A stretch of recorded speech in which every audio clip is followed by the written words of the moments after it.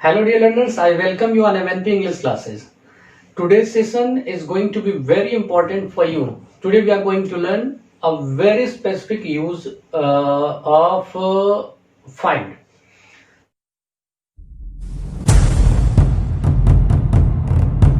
तो let's start the class. आज हम डिस्कस करेंगे find का यूज. अच्छा, before I start teaching you the uses of find, let me tell you the meaning of find. As we all know, find has got two meanings. find के दो meaning है. एक तो आप जानते हो, find का मतलब है to get something, कोई चीज पाना. I found a book in my room. मेरे रूम में एक बुक मुझे मिला. तो find का मतलब है to get something, किसी चीज को पाना. अच्छा, एक फाइंड की जो मीनिंग है that one is very specific. ये बड़ा स्पेसिफिक है और इसके ऊपर ही आज का डिस्कशन हमारा पूरी तरह से फोकस्ड होगा. दूसरा जो फाइंड की मीनिंग है उसका मतलब होता है to observe something. To observe something, किसी चीज को, किसी पर्सन या किसी थिंग में ऑब्जर्व करना, ये देखना, निरीक्षण करना, मतलब देखना कि उसमें क्या हो रहा है, उसका ऑब्जर्वेशन करना. तो फाइंड के दो मीनिंग्स है. फाइंड का मतलब है टू गेट, कुछ पाना, और दूसरा जो फाइंड का मीनिंग है वो है टू ऑब्जर्व समथिंग, किसी चीज को ऑब्जर्व करना, ऑब्जर्वेशन करना, निरीक्षण करना, किसी चीज को पाना, जानना कि हाँ ऐसा है, तो ऑब्जर्व करना. आज के क्लास में जो हम पूरी तरह से फोकस करेंगे वो होगा फाइंड का जो सेकंड यूज हमने यहाँ लिखा है टू ऑब्जर्व समथिंग. इसको समझने के लिए सबसे पहले मैं अगर इस बात को समझाना चाहूं, अच्छा एक बात और जान ले आप, आज की क्लास हमारी जो होगी वो ट्रांसलेशन पे बेस्ड होगी, यानी ट्रांसलेशन पे फोकस्ड होगी. तो ट्रांसलेशन को ध्यान में रखते हुए ये मैं आपको यूज समझाऊंगा. इसमें बहुत सी बातें होंगी जो आपके ग्रामर के यूजेज को भी दिखा रहे होंगे और ग्रामेटिकल उसके फंक्शन को भी हम यहाँ समझ रहे होंगे. लेकिन सबसे इंपॉर्टेंट बात ये होगी कि ये आज का जो सेशन होगा वो ट्रांसलेशन के ऊपर पूरी तरह से फोकस्ड होगा. अच्छा, अब एक सेंटेंस में लिखता हूं, इसको आप ध्यान से समझें. वह बहुत, वह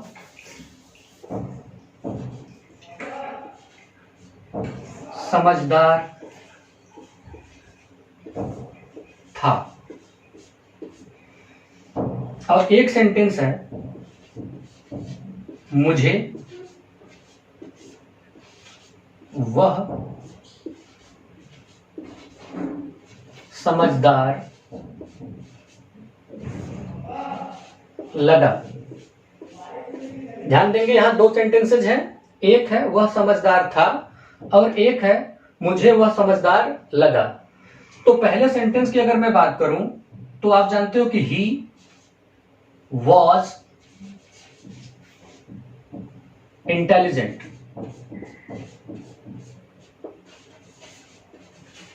ऐसा हम इसलिए लिख पा रहे हैं क्योंकि ये वॉज जो है ये आपका लिंकिंग वर्ब है, और लिंकिंग वर्ब का यूज तब करते हैं जब हमें किसी के स्टेट को बताना हो. तो यहां पे आप बता रहे हो कि ही वॉज इंटेलिजेंट, वह समझदार था. तो ये जो वॉज है ये स्टेट को बता रहा है ही के, कि ही का स्टेट क्या था, वो इंटेलिजेंट था. तो ये तो बड़ी आसान सी बात है, ये हम सब लोग जानते ही हैं.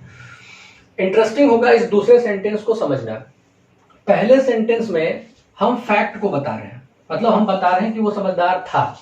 ये फैक्ट है, ये हमें किसी तरह से जानना नहीं है, मतलब वो समझदार था, ये बात ऑलरेडी नोन है.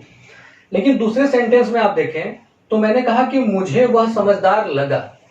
इसका मतलब हम फैक्ट की बात नहीं कर रहे, हम ये नहीं कह रहे कि वो समझदार था, हम ये कह रहे हैं कि मुझे वह समझदार लगा. इसका मतलब है कि ये जो पर्सन है ये उसका अपना ऑब्जर्वेशन है कि मुझे वो समझदार लगा, यानी वो ऑब्जर्व किया कि वो समझदार है. यहां पे हम पहले सेंटेंस में ये बताने की कोशिश कर रहे हैं कि वो समझदार था. ये एक इंफॉर्मेशन है जिसको हम बता रहे हैं. दूसरे वाले में हम अपने ऑब्जर्वेशन को बता रहे हैं कि मेरा ऑब्जर्वेशन ये था कि वो समझदार था. अब वो समझदार था या नहीं वो एक अलग की बात है, लेकिन मेरी ऑब्जर्वेशन कहती है कि वो समझदार था. तो जब लगे कि ऑब्जर्वेशन को दिखाना है तो वहां पे फाइंड का यूज किया जा सकता है. मुझे वो समझदार लगा, यानी ये जो मुझे जिस पर्सन के लिए कहा जा रहा है उस पर्सन ने कहा कि वो मुझे समझदार लगा, यानी उसका ये ऑब्जर्वेशन है उस पर्सन को लेकर के, वह को लेकर के, ये इसका ऑब्जर्वेशन है कि उसे वो समझदार लगा। तो इस तरह के सेंटेंसेस को ट्रांसलेट करने के लिए हमें फाइंड का यूज करना पड़ता है।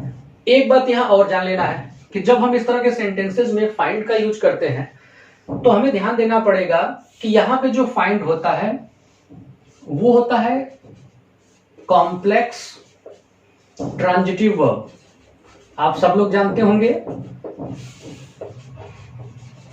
ट्रांजिटिव वर्ब मतलब वो वर्ब जिसके साथ ऑब्जेक्ट की जरूरत हो, इनट्रांजिटिव वर्ब जिसके साथ ऑब्जेक्ट की जरूरत न हो। अगर मैं ट्रांजिटिव वर्ब की भी बात करूं तो एक बात आप सब लोग को अच्छे से जान लेना चाहिए, आई होप आप जानते भी हो, लेकिन फिर भी मैं एक बार आपको समझा दूं कि जो ट्रांजिटिव वर्ब होते हैं वो भी 3 टाइप्स के होते हैं। एक होता है mono transitive verb, mono means single, यानी वो ट्रांजिटिव वर्ब जिसके साथ एक ही ऑब्जेक्ट आता है। I sang a song, I sang a song, तो what did I sing? A song. तो अ सॉन्ग इस सैंग वर्ब के लिए ऑब्जेक्ट हो गया, तो इस वर्ब का एक ही ऑब्जेक्ट हुआ, ये मोनो ट्रांजिटिव। अच्छा, दूसरा होता है डाई ट्रांजिटिव वर्ब। डाई का मतलब ऐसे वर्ब जिसके साथ 2 ऑब्जेक्ट आते हैं। जैसे मैं यहां अगर कहूं तो इसको मैं ऐसे समझा सकता हूं कि ही सैंग अ सॉन्ग। आप देख रहे हो सैंग वर्ब का एक ही ऑब्जेक्ट है, ये सब्जेक्ट हो गया, ये वर्ब हो गया, तो आपने कहा he sang, what did he sing? A song. तो ये अ सॉन्ग जो है इस वर्ब के लिए ऑब्जेक्ट है, तो एक ही ऑब्जेक्ट है, तो ये मोनो ट्रांजिटिव वर्ब हुआ। अगर हम एक सेंटेंस यहां लिख दें कि he gave her a book, तो आप देख रहे हो कि इस गिव वर्ड के 2 ऑब्जेक्ट हैं। he gave, what did he give? क्या दिया? a book, ये एक ऑब्जेक्ट हो गया। अच्छा, whom did he give? किसको दिया? हर को, तो ये आप देख रहे हो कि ये एक ऑब्जेक्ट हो गया और ये 2 ऑब्जेक्ट हो गया, तो इस वर्ब के 2 ऑब्जेक्ट हैं, तो ये हो गया डाई ट्रांजिटिव वर्ब। अच्छा, एक और ट्रांजिटिव वर्ब का टाइप है जिसको हम कहते हैं कॉम्प्लेक्स ट्रांजिटिव। अच्छा, कॉम्प्लेक्स ट्रांजिटिव क्या है? जैसे मैं कह दूं he made me a teacher, he made me a teacher. अब आप ध्यान से देखो, इस मेड वर्ब के लिए एक ऑब्जेक्ट है me, he made. whom did he make? किसको बनाया? मी को। अच्छा, what did he make? A teacher, तो यहां पे भी था कि he gave, whom did he give? her, what did he give?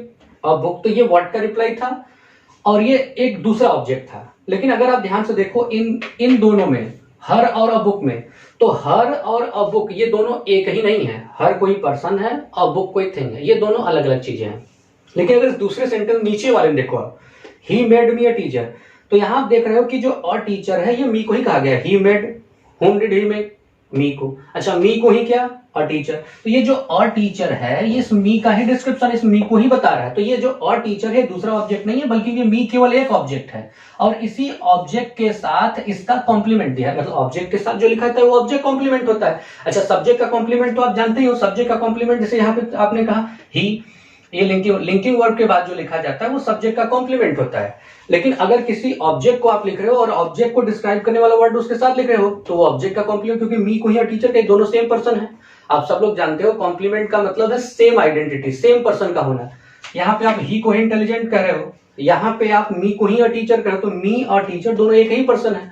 तो ये और टीचर मी को ही मतलब उसकी ही आइडेंटिटी बता रहा है, तो इस मी का ये क्या हो गया? कॉम्प्लीमेंट। किसी भी नाउन का सेम आइडेंटिटी बताने वाला जो दूसरा वर्ड होता है वो उसके लिए कॉम्प्लीमेंट होता है।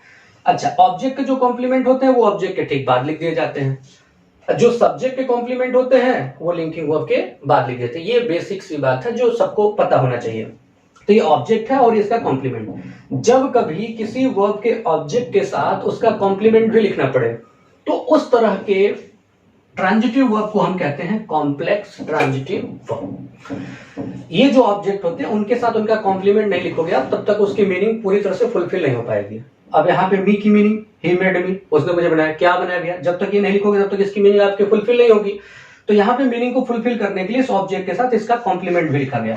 तो जब कभी भी किसी ऑब्जेक्ट के साथ उसका कॉम्प्लीमेंट भी लिख दिया जाए तो आप ये समझ लेना कि वो जो वर्ब होगा उस तरह के ट्रांजिटिव वर्ब को हम कॉम्प्लेक्स ट्रांजिटिव वर्ब कह लेते हैं। अगर इतनी सारी बातें आप अच्छे से जान और समझ पाए हैं तो आप फाइंड पे आ जाओ।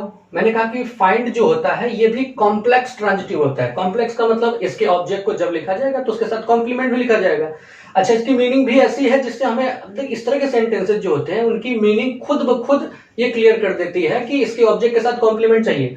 जब भी आप ऑब्जर्व करोगे तो किसी पर्सन की किसी क्वालिटी को आप ऑब्जर्व करोगे, इसका मतलब जो ऑब्जेक्ट होगा उसी के किसी क्वालिटी को आप ऑब्जर्व करोगे, तो जो ऑब्जेक्ट का क्वालिटी होगा वहीं तो उसका कॉम्प्लीमेंट हो जाएगा। आप इस सेंटेंस को देख लो, मुझे वह समझदार लगा, तो मुझे तो वो पर्सन है जो ऑब्जर्व कर रहा है। अच्छा, अगर आई ऑब्जर्व कर रहा है तो ऑब्जर्व करने के लिए जो वर्ब होगा उसके लिए आप जानते हो फाइंड का यूज करते हैं। अब चूंकि ये पास्ट टेंस में है तो इसलिए हमें वर्ब का सेकंड फॉर्म, फाइंड का सेकंड फॉर्म होता है फाउंड। अच्छा, ये ऑब्जर्वेशन किसको लेकर के है? वह को तो हम कहेंगे आई फाउंड हिम। अच्छा, हिम तो इस वर्ब के लिए ऑब्जेक्ट हो गया। अच्छा, हिम को लेकर के जो ऑब्जर्वेशन है कि वो है समझदार, तो समझदार होना इस हिम का कॉम्प्लीमेंट है। हिम को ही हमने ऑब्जर्व किया कि वो समझदार है, तो हिम का कॉम्प्लीमेंट हो जाएगा कि आई फाउंड हिम समझदार, इंटेलिजेंट। फिर से एक बार आप देख लेंगे, मुझे वह समझदार लगा। तो हमने कहा वर्ब फाइंड का यूज हम तब कर लेते हैं जब हमें ये मीनिंग कन्वे करना हो, टू ऑब्जर्व समथिंग, कुछ ऑब्जर्व करना। तो जब भी हम ऑब्जर्व करेंगे तो किसी पर्सन की किसी क्वालिटी को, तो जिस पर्सन को हम ऑब्जर्व करेंगे वो उसका ऑब्जेक्ट हो जाएगा और उस ऑब्जेक्ट की जो क्वालिटी होगी वो उसका कॉम्प्लीमेंट हो जाएगा। मैंने कहा मुझे वो समझदार लगा, ये ऑब्जर्वेशन किसका है? आई का। अच्छा, तो आई ने ऑब्जर्व किया, फाइंड का मतलब ऑब्जर्व किया। अच्छा, ऑब्जर्व किया, किसको ऑब्जर्व किया? हिम को। तो हिम की किस क्वालिटी को? टू ऑब्जर्व समथिंग, हिम की किसी क्वालिटी को ऑब्जर्व किया, तो हिम की वो क्वालिटी जो समझदार होने में, तो आई फाउंड हिम इंटेलिजेंट।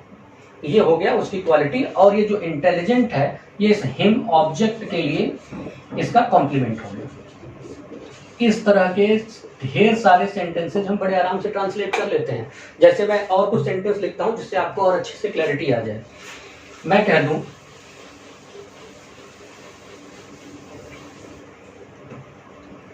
मुझे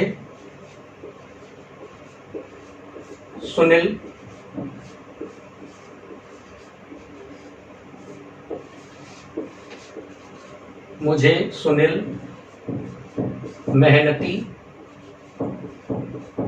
लगा। एक तो हम सेंटेंस ऐसे लिख सकते हैं, एक सेंटेंस हम कहते हैं सुनील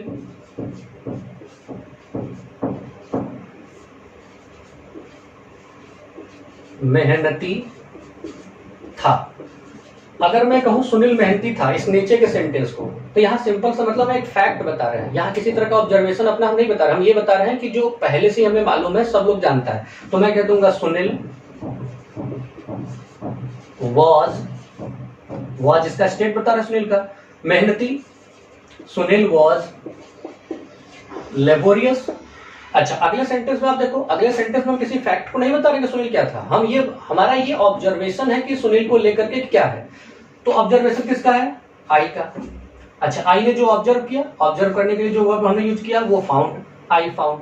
अच्छा, किसको ऑब्जर्व किया? सुनील को, तो आई फाउंड सुनील। अच्छा, सुनील की किस क्वालिटी को? मेहनती होने क्वालिटी को, तो हम कहेंगे ये सुनील का कॉम्प्लीमेंट हो जाएगा, तो कहेंगे आई फाउंड सुनील लेबोरियस। मैं कह दूं उसे मैं आलसी लगा। तो अब ये जो पर्सन है ही, उसका ऑब्जर्वेशन बता रहे हैं, तो हम कहेंगे ही फाउंड, किसको लेकर का ऑब्जर्वेशन है? मे को, तो हम कहेंगे ही फाउंड मी। अच्छा, मी को लेकर क्या ऑब्जर्वेशन है? इस मी का कॉम्प्लीमेंट आलसी होना, तो हम कह देंगे ही फाउंड मी लेजी। इस तरह के ढेर सारे सेंटेंस, अगर ये पास्ट में ना होकर के प्रेजेंट होता है, उसे मैं आलसी लगता हूं, तो हम कह देंगे, अगर ये सेंटेंस होता लगा ना होकर के, अगर होता कि उसे मैं आलसी लगता हूं, तो ये प्रेजेंट की बात है। अच्छा, प्रेजेंट के लिए हमें क्या करना चाहिए? प्रेजेंट के लिए हमें वर्ब का फर्स्ट फॉर्म यूज करना चाहिए, तो हम कहेंगे ही। अब फाउंड की जगह हमें लिखना पड़ेगा फाइंड्स, ही फाइंड्स। अच्छा, इसका ऑब्जेक्ट है मी, क्योंकि मुझे लेकर के है। अच्छा, मुझे लेकर के जो कॉम्प्लीमेंट है वो है लेजी, तो कह देंगे ही फाइंड्स मी लेजी। तो इस तरह के सेंटेंसेस बड़े आराम से ट्रांसलेट हो जाते हैं। अच्छा, अब हम थोड़ा सा एक स्टेप इसके आगे बढ़ते हैं। एक दो सेंटेंसेज हम और देखना चाहें, करना चाहें तो बड़े आराम से कर सकते हैं। मुझे सुनीता बहुत मेहनती लगी, तो आई फाउंड सुनीता लेबोरियस। मुझे मेरे पिताजी बुद्धिमान लगे, I found my father wise. मुझे तुम बेवकूफ लगे, आई फाउंड यू सेंसलेस। तो इस तरह के सेंटेंसेस बड़े आराम से ट्रांसलेट हो जाते हैं। अब मैं जो बताने जा रहा हूं इसी पे बेस्ड कुछ सेंटेंसेस और हैं जो कि आपको काफी कुछ सीखने समझने के लिए मिलेगा। जैसे मैं कह दूं, मुझे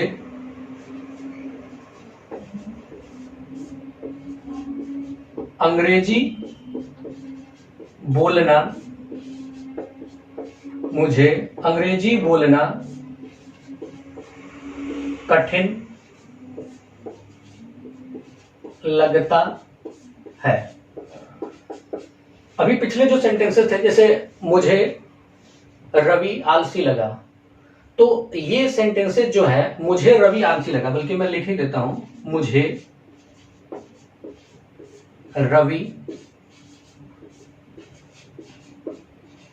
आलसी लगा।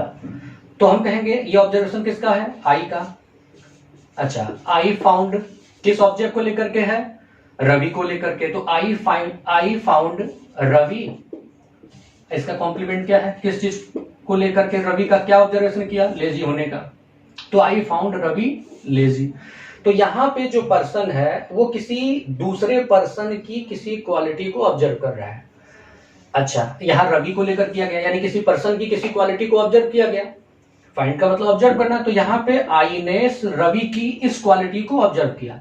लेकिन अगर आप ऊपर के सेंटेंस देखें तो मैंने कहा मुझे अंग्रेजी बोलना कठिन लगता है, तो यहां पे जो आई है ये जो ऑब्जर्वेशन कर रहा है नीचे वाले सेंटेंस, तो ये रवि के किसी क्वालिटी को, लेकिन यहां पे किसी पर्सन की क्वालिटी नहीं है, अंग्रेजी बोलने वाली क्वालिटी को वो कठिन कह रहा है। तो अब ये ध्यान देना पड़ेगा कि यहां पे इस वर्ब का ऑब्जेक्ट तो रवि था, तो उस हिसाब से देखा जाए तो हम लिख देना चाहिए इस वर्ब का जो ऑब्जेक्ट होगा वो अंग्रेजी बोलना है, तो हम कह देंगे आई फाउंड। अच्छा, एक बात आप और जानते हो, किसी सेंटेंस में एक ही मेन वर्ब आ सकता है। अब उस मेन वर्ब के बाद जो दूसरे वर्ब होंगे वो नॉन फाइनाइट होंगे। अच्छा, नॉन फाइनाइट में अब इस वर्ब का हमें ऑब्जेक्ट चाहिए। ऑब्जेक्ट के लिए आप सब लोग जानते हैं जो नॉन फाइनाइट वर्ब होते हैं वो दो तरह के होते हैं। एक तो वर्ब का फोर्थ फॉर्म जिरंड होता है, और एक होता है टू के साथ वर्ब का बेस फॉर्म जो इन्फिनेटिव होता है। अच्छा, इन्फिनेटिव का यूज हम तब करते हैं किसी वर्ब के ऑब्जेक्ट के रूप में जब हमें किसी नाउन को फ्यूचर के साथ दिखाना हो। जैसे हम अक्सर कहते रहते हैं, कई वीडियोज हमारे जो पुराने हैं उसमें भी आप देख सकते हैं, मैं कह दूं आई वॉन्ट टू गो या गोइंग, तो आप सब लोग जानते हो इस बात को बड़े अच्छे से कि वॉन्ट वो वर्ब है जो किसी एक्शन के होने के पहले नहीं किया जाता है, जो किसी एक्शन के होने के पहले किया जाता है, किसी एक्शन के होने के बाद नहीं किया जाता है। पहले हम चाहते हैं तब कोई काम करते हैं, यानी ये फ्यूचर को दिखाता है, तो फ्यूचर के लिए इन्फिनेटिव जिरंड गलत हो जाएगा। जिरंड का यूज हम तब करते हैं जब हमें किसी पास्ट की हैबिट को बताना हो, तब हम जिरंड का यूज कर लेते हैं। तो ये आप जानते हो। तो कोई चीज आप जैसे आलसी लगा, तो मुझे लगा तो आलसी हुआ कि आलसी होने के बाद, तो ये आप जानते हो कि यहाँ पे हमें नॉन फाइनाइट वर्ब के रूप में इन्फिनेटिव लिखना पड़ेगा।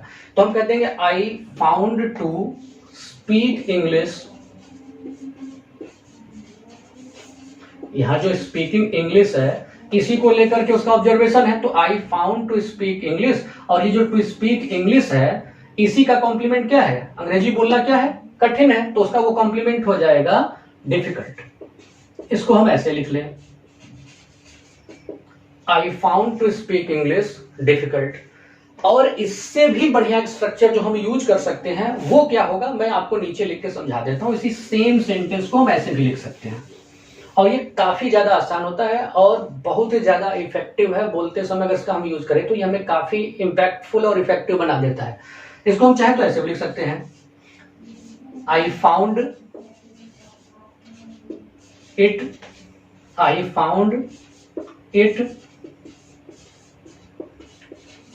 डिफिकल्ट टू स्पीक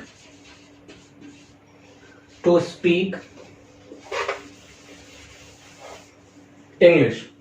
अच्छा, हम ऐसे क्यों लिख पा रहे हैं? क्योंकि अगर आपको याद हो पिछले कई वीडियोस में ये बातें डिस्कस हो चुकी हैं। थोड़ा सा यहाँ पे मैं एक बार और हिंट कर देता हूं। ये टू स्पीक इंग्लिश जो आप देख रहे हो ये इन्फिनेटिव है। यहाँ पे जो इन्फिनेटिव ऊपर वाले सेंटेंस में इस फाउंड वर्ब के लिए ऑब्जेक्ट का काम कर रहा था। अच्छा, जब भी हम किसी इन्फिनेटिव को या किसी क्लॉज को हम सब्जेक्ट या ऑब्जेक्ट बना रहे हो तो उस इन्फिनेटिव की जगह पे हम चाहे तो इंट्रोडक्टरी इट का यूज कर सकते हैं। इंट्रोडक्टरी प्रोनाउन इट होता है जो इंट्रोडक्टरी सब्जेक्ट का भी काम कर सकता है, ऑब्जेक्ट का भी काम कर सकता है। हालांकि कहने में तो ये फाउंड के लिए ऑब्जेक्ट है। आप ध्यान देंगे इन्फिनेटिव और क्लॉज की जगह पे हम इट का यूज कर सकते हैं जो उस इन्फिनेटिव को रिप्लेस कर सकता है। सब्जेक्ट के रूप में तो हम कई बार देखे, लेकिन ऑब्जेक्ट के रूप में भी इसका हम बड़े आराम से कर सकते हैं। जैसे मैं कह दूं to go there is risky. अब आप देख रहे हैं इज लिंकिंग वर्ब है और ये रिस्की कॉम्प्लीमेंट है और सब्जेक्ट है टू गो देयर। इन्फिनेटिव को हमने सब्जेक्ट बनाया है, तो जब कभी इन्फिनेटिव आया हो सब्जेक्ट या ऑब्जेक्ट बनकर तो उसकी जगह पे हम प्रोनाउन इट का यूज कर सकते हैं जो उसको रिप्रेजेंट करेगा। यानी हम चाहे इन्फिनेटिव जगह पे इट लिख सकते हैं, हम कह देंगे इट इज रिस्की, और ये जो इन्फिनेटिव होता है उसको हम लास्ट में लिख देते हैं, तो कह देंगे it is risky to go there. ये दोनों बातें सेम होती है। अच्छा, अब यहां पे क्या है, टू स्पीक इंग्लिश इन्फिनेटिव है जो इस फाउंड वर्ब के लिए ऑब्जेक्ट है। अच्छा, अगर ये ऑब्जेक्ट है तो हम चाहें तो इस इन्फिनेटिव की जगह पे हमने यहाँ इट लिख दिया, हमने कह दिया I found. To speak English की जगह क्या हो गया, इट। अच्छा, ये इट चूंकि इन्फिनेटिव को ही रिप्रेजेंट कर रहा है तो इसका कॉम्प्लीमेंट इट के साथ ही लिख दिया गया, इट डिफिकल्ट, और इन्फिनेटिव को हमने कहाँ लिख दिया, लास्ट में लिख दिया। एक बात आप जानते हो अच्छे से कि इन्फिनेटिव सेंटेंस में जनरली सब्जेक्ट होते हैं, ऑब्जेक्ट नाउन की तरह, मतलब उसका मेन फंक्शन जो होता है वो नाउन होता है। एडजेक्टिव एडवर्ब भी हो सकता है, लेकिन ये जो टू स्पीक इंग्लिश है फिलहाल इस सेंटेंस में है तो ऑब्जेक्ट, लेकिन इसी इन्फिनेटिव को जनरली हम सब्जेक्ट और ऑब्जेक्ट लिखने के तरीके को अवॉइड करते हैं और उसकी जगह पे इट लिख देते हैं और उसको सेंटेंस के लास्ट में लिख देते हैं इन्फिनेटिव। तो ये अब इस सेंटेंस में पूछ दिया जाए इट क्या है, तो भाई इट तो कोई प्रोनाउन है, प्रोनाउन इस सेंटेंस देखा जाए तो कोई आया है नहीं, लेकिन ये इट है किसके लिए, ये इट जो प्रोनाउन आया है ये इन्फिनेटिव के लिए आया है। तो इस तरह से हम इनको यूज कर लेते हैं सेंटेंस में। अब ये कई बार आपके कॉम्पिटिटिव एग्जाम के पेपर भी आ जाता है, कभी कभी सेंटेंस ऐसे लिखा हुआ जाता है, I found difficult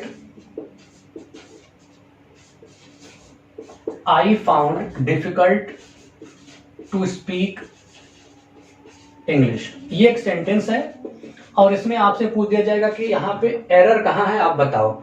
I found difficult to speak English. अब इस सेंटेंस में अगर एरर देखा जाए तो ये है कि इस फाउंड वर्ब के लिए इसका ऑब्जेक्ट क्या हो गया, डिफिकल्ट। अच्छा, आप सब लोग जानते होंगे कि डिफिकल्ट कोई नाउन प्रोनाउन है नहीं, और ऑब्जेक्ट और सब्जेक्ट का काम कौन करता है, वो कोई नाउन ही करता है। तो ये डिफिकल्ट तो एडजेक्टिव है और एडजेक्टिव कभी भी किसी वर्ब का ऑब्जेक्ट हो नहीं सकता है, तो यहाँ इस वर्ब का ऑब्जेक्ट मिसिंग है। अब हम समझ नहीं पाते इन सब बातों को, अगर हमें ग्रामेटिकल ये सारी चीजें इतनी क्रिस्टल क्लियर ना हो, इतनी क्लैरिटी हमारी अच्छी ना हो, तो हम इन सब बातों को कभी भी डिकोड ही नहीं कर पाते, समझ ही नहीं पाते कि ये क्या कहने का मतलब है। तो यहाँ पे इस वर्ब का ऑब्जेक्ट मिसिंग है, तो आप समझ जाओ कि यहाँ पे ऑब्जेक्ट हमें इट लिखना चाहिए। अच्छा, इट ही क्यों लिखें, क्योंकि ये जो इन्फिनेटिव है एक्चुअल में इस वर्ब का ऑब्जेक्ट है कि I found to speak English, मतलब ऑब्जर्वेशन आई का है, किस चीज को लेकर के, इंग्लिश बोलने को। अच्छा, इंग्लिश बोलने को लेकर क्या है कि वो डिफिकल्ट, तो ये जो डिफिकल्ट है टू स्पीक इंग्लिश का कॉम्प्लीमेंट है। लेकिन अब इसको हमने लास्ट में लिख दिया। अगर हमने लास्ट में लिखा है तो एक ही तरीके से लिख सकते हैं, जब इसकी जगह पे इन्फिनेटिव की जगह पे हम प्रोनाउन इट का यूज कर ले तो इट को लिख देने से अब सेंटेंस का स्ट्रक्चर भी ठीक है, अब ये मीनिंगफुल है और ग्रामेटिकली करेक्ट भी है। तो इस तरह से जब आप बोलते हो कहीं किसी एग्जाम के रिटन एग्जाम के बाद आप किसी भी जीडी वगैरह में जाते हो या डिस्क्रिप्टिव पेपर वगैरह में आप लिखते हो तो इसका एक बहुत बेहतरीन इम्पैक्ट जाता है। और इस तरह के एरर हम लिखते समय भी बहुत ज्यादा कर देते हैं और ये सेंटेंस काफी हद तक ठीक भी लग रहा है अगर इट के बिना भी कि I found difficult to speak English. लेकिन ये बातें आपको थोड़ी बारीकी से इसके जो टेक्निकल एस्पेक्ट है इसको समझने के बाद फिर इसको ट्रांसलेशन मैंने आपको पहले ही कहा ग्रामर का एक पार्ट है। अगर आपको ग्रामर अच्छे से आती है, उसकी बेसिक फंडामेंटल बहुत क्लियर है, तो बोलना पढ़ना लिखना सारी चीजें बहुत आसान रहती है। इस तरह के कुछ और सेंटेंसेज हम देख लेते हैं।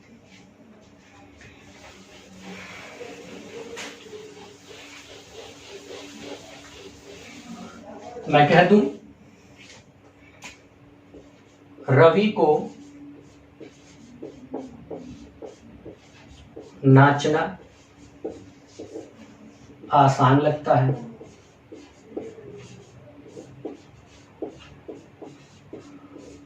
फिर इस सेंटेंस में आप देख सकते हैं कि हम यहाँ पे रवि के किसी ऑब्जर्वेशन को बता रहे हैं कि रवि कुछ ऑब्जर्व कर रहा है।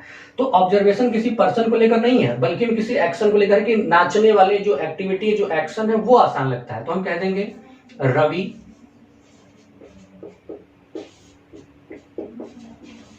Finds it. अभी इट हम किसके लिखेंगे, सही देखा जाए तो ये इट हम लिख रहे हैं इस वर्ब इंफिनिटिव आसान लगना, ये जो आसान लगना है इसके लिए लिख रहे हैं। तो Ravi finds it easy to dance, sorry Ravi को नाचना आसान लगता है। तो रवि का जो ऑब्जर्वेशन है वो किस चीज को लेकर के है, नाचने को, कि नाचना अच्छा नाचना कैसा लगता है, आसान। तो ये जो आसान है ये इस नाचना का कॉम्प्लीमेंट है, नाचना ही आसान है। अब हम जानते हैं कि इन्फिनेटिव को हम वर्ब का ऑब्जेक्ट बनाने के बजाय इट को लिख दें तो आसान हो जाएगा। तो हम कह देंगे Ravi finds it easy to dance. मैं कह दूं रवि को नाचना आसान लगा तो मैं कह दूंगा रवि फाउंड इट इजी। मुझे अंग्रेजी पढ़ाना बहुत अच्छा लगता है, इंटरेस्टिंग लगता है, तो मैं कह दूंगा I find it easy to teach English. मैं कह दूं सुनील को क्रिकेट खेलना आसान लगता है, Sunil finds it easy to play cricket. मुझे बच्चों को पढ़ाना आसान लगता है, I find it easy to teach students. मेरे पिताजी को भजन गाना इंटरेस्टिंग लगता है, रोचक लगता है, तो my father finds it interesting to sing bhajans. इस तरह के सेंटेंसेज हम बड़े ही आसान से बड़े ही खूबसूरत तरीके से ट्रांसलेट कर लेते हैं और ये ग्रामर में हमें एक 4 चांद लगाते हैं। और आप हर वीडियो के लास्ट में हमारी तरफ से एक क्वेश्चन जरूर रहा करेगा, चाहे वो ग्रामर से रिलेटेड होंगे, ट्रांसलेशन से रिलेटेड होंगे, उसको आपको करना होगा अटेम्प्ट और कमेंट बॉक्स में इसका आंसर आप जरूर लिखेंगे। तो एक सेंटेंस मैं आप लोग के लिए छोड़ के जाता हूं, आप लोग इसका ट्रांसलेशन करके कमेंट बॉक्स में लिखना। इसके जितने तरीके हो सकते हैं, आपको जितने लगते हैं कि इसके जो पॉसिबल मतलब जितनी पॉसिबिलिटीज बन सकती है, जैसा कि हमने पिछले वीडियो में बताया कि एक ही सेंटेंस को ट्रांसलेट करने कई तरीके हो सकते हैं, तो आप अपने हर तरफ ट्राई करिए। और मैं कोशिश करूंगा कि हर वीडियो जो होगा उसके शुरुआत में जो पिछला वीडियो होगा उसमें पूछे गए क्वेश्चन को मैं एक्सप्लेन भी कर दूंगा। तो एक सेंटेंस है,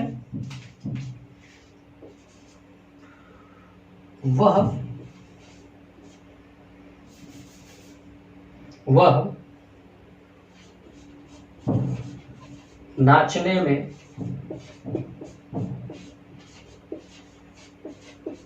निपुण है।